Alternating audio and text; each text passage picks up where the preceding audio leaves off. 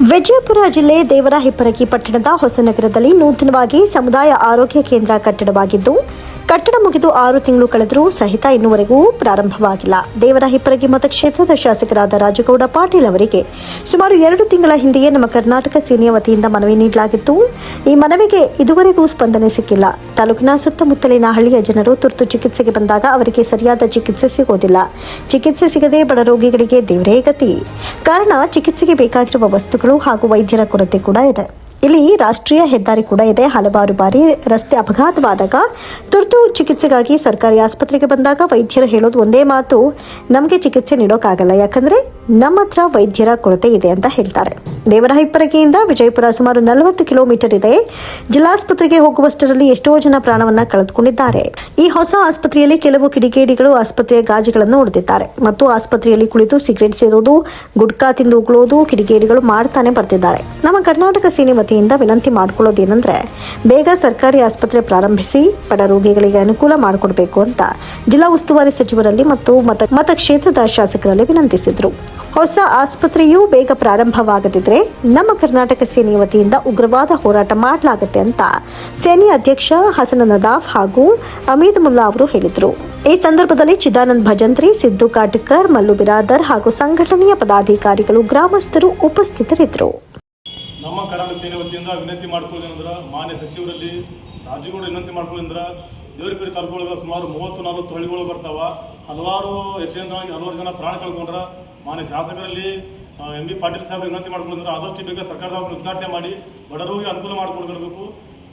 ಅದೇನಾದರೂ ವಿಳಂಬ ಮಾಡಿದಲ್ಲಿ ನಮ್ಮ ಕನ್ನಡ ಸೇನೆ ವತಿಯಿಂದ ಉಗ್ರವಾದ ಪ್ರತಿಭಟನೆ ಹಮ್ಮಿಕೊಳ್ಳಲಾಗುತ್ತೆ ಎಂದು ಈ ಮೂಲಕ ಎಚ್ಚರಿಸ್ತಾ ಇದ್ದೀನಿ.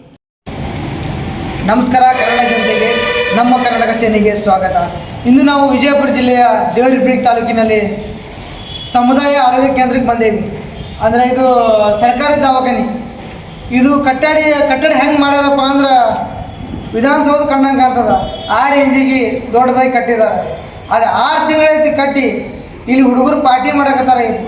6 ರೇಂಜಿಗೆ ಇಲ್ಲಿ ಕೆಲಸಗಳು ನಡೆಯಕತ್ತಾರೆ ಒಳಗೆ. ಯಾಕಂದರೆ 6 ತಿಂಗಳಾದ್ರೆ ನಾನು ಓಪನಿಂಗ್ ಇಲ್ಲಿರೋದು. ಇಲ್ಲಿ ದೇವರಹಿಪ್ಪರಗಿ ತಾಲೂಕಿನಲ್ಲಿ ಎಷ್ಟೋ ಬಡ ರೋಗಿಗಳು ಬರ್ತಾರೆ, ಎಲ್ಲ ರೋಗಿಗಳು ಇಲ್ಲಿ ಬರ್ತಿರ್ತಾರೆ. ಅವರಿಗೆ ಇಲ್ಲಿ ಟ್ರೀಟ್ಮೆಂಟ್ ಸಿಗಲ್ಲ. ಯಾಕಂದ್ರೆ ಇದ್ರ ಪಕ್ಕದಲ್ಲಿ ಇನ್ನೊಂದು ಹಳೆಯ ಆಸ್ಪತ್ರೆ ಐತಿ, ಅಲ್ಲಿ ಯಾವುದೇ ವಸ್ತುಗಳಿಲ್ಲ ಟ್ರೀಟ್ಮೆಂಟ್ ಮಾಡೋಕೆ. ಮತ್ತು ಇಲ್ಲಿ ಎಲ್ಲ ದೇವರಹಿಪ್ಪರಗಿ ತಾಲೂಕಿನ ಸುತ್ತಮುತ್ತ 30-40 ಗ್ರಾಮಗಳಿದಾವೆ. ಆ ಗ್ರಾಮಗಳಿಂದ ರೈತರು ಬರ್ತಾರೆ, ಬಡವರು ಬರ್ತಾರೆ, ಎಲ್ಲ ಚಾಲಕರು ಬರ್ತಾರೆ, ಎಲ್ಲರೂ ಬರ್ತಾರೆ. ಇಲ್ಲಿ ರೋಗಿಗಳು ಬಂದ್ರೆ ಪಾಪ ಇಲ್ಲಿ ಟ್ರೀಟ್ಮೆಂಟ್ ಸಿಗಲ್ಲ. ಭಾಳ ಸಮಸ್ಯೆಗಳಾಕವು. 20 ನಿಮಿಷ ಟೈಮ್ ಇರ್ತದೆ. 20 ನಿಮಿಷನಾಗ ಇವರು ಇಲ್ಲೇನು ಸಾಮಾನುಗಳಿಲ್ಲ, ಬಿಜಾಪುರಕ್ಕೆ ಹೋಗಂದ್ರೆ ಇಲ್ಲಿಂದ ಬಿಜಾಪುರಕ್ಕೆ ಹೋಗೋದ್ರಾಗ ಜೀವ ಸತ್ತು ಹೋಗ್ತೈತಿ. ಯಾಕಂದ್ರೆ ಇಲ್ಲಿ ಎಲ್ಲ ಆಕ್ಸಿಡೆಂಟ್ಗಳು, ರೋಡ್ ಅಪಘಾತಗಳು ಎಷ್ಟೋ ಆಗ್ತಿರ್ತಾವೆ.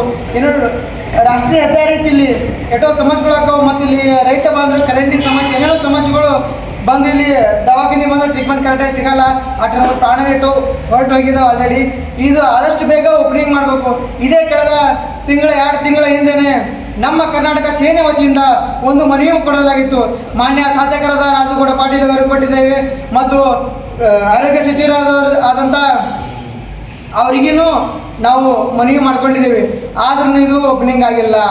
ಕಾರಣ ಅವ್ರಿಗೆ ಗೊತ್ತಿಲ್ಲ, ಅವರಿಗೆ ನಾವೇನು ಕೇಳೋಕ್ಕಾಗಿಲ್ಲ, ನಾವೇನು ಕೇಳ್ತಾ ಇಲ್ಲ ಅಂತ ಏನೇನು ಗೊತ್ತಿಲ್ಲ, ಏನು ಸ್ಟ್ರೈಕ್ ಮಾಡಲ್ಲ ಗೊತ್ತಿಲ್ಲ. ಆದಾಗ ನಮಗೇನೋ ಒಂದು ನೆಗ್ಲೆಕ್ಟ್ ಮಾಡ್ತಿದ್ದಾರೆ. ಆದಷ್ಟು ಬೇಗ ಇದು ಓಪನಿಂಗ್ ಮಾಡಬೇಕು.